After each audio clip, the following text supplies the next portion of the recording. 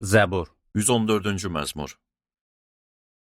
İsraillilər Misirdən çıxanda, Yaqub nəsli başqa dildə danışan xalqdan ayrılanda, Yahuda Rəbbin müqəddəs məskəni oldu. İsrail Rəbbin səltənəti oldu. Onları görəndə dəniz qaçdı, Yordan çayı geri çəkildi. Zirvələr qoşlar kimi, təpələr quzular kimi tullandı. Ey dəniz, niyə qaçdın, sənə nə oldu? Ey Yordan çayı, niyə belə geri çəkildin? Ey zirvələr, qoşlar kimi, ey təpələr, quzular kimi niyə tullandınız? Ey dünya, hökümranın hüzurunda, Yaqubun Allahının qarşısında lərzəyə gəl.